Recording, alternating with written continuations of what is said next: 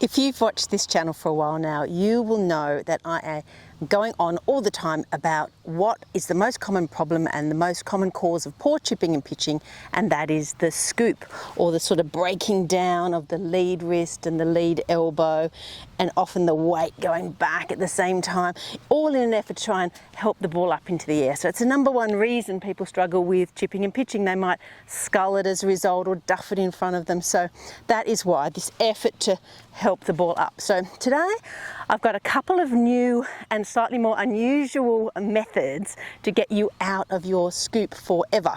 So number one is, what you're going to do is you're going to take a pitching wedge, or you can even take a longer club if you want, just for this exercise, because we need a bit of length in the shaft here. And what you're going to do is grip right down. That's why it's good to have a slightly longer club. And then you're going to push the handle against your leading forearm. So it's the left forearm for right-handers, and the right forearm for left-handers. So you're sort of pushing it forward so it's touching. Then you're going to keep it touching, and you're going to actually practice some shots with the club. So you're gripping right down, even onto the metal potentially, so that it's touching here, and you're going to keep it touching.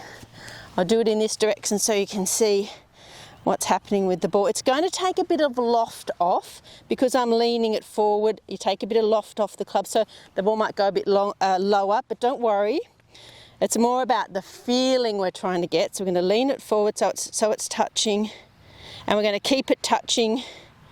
It's going to feel a bit strange, but what we are trying to overcome while we're gripping down here is this action. So we don't want the handle to come away from the forearm. We want to keep it touching and not let this happen. So it's this right hand that wants to overtake. So if you force that to stay there, then it's going to give you the feeling of everything being nice and firm down that left side.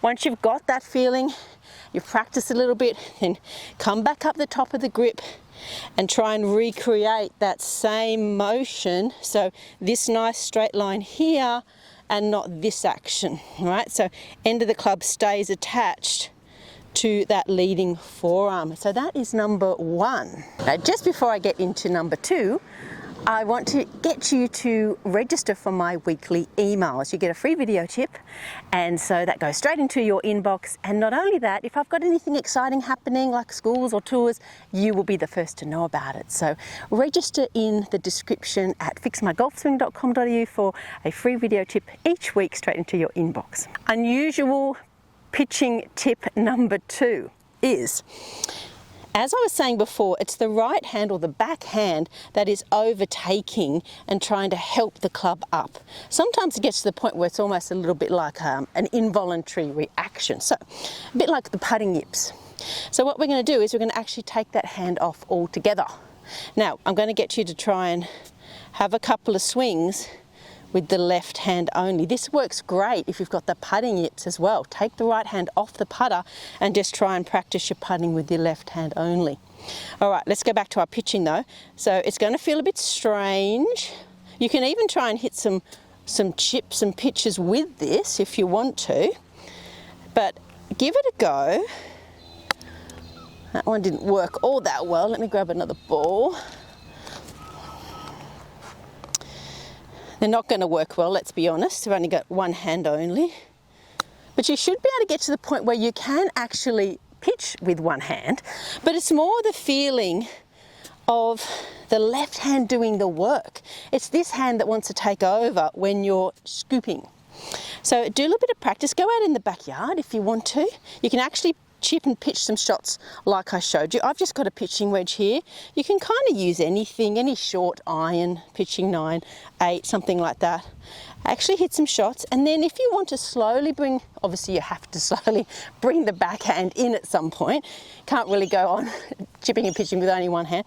What you might want to do though is just sort of hold very softly with the backhand.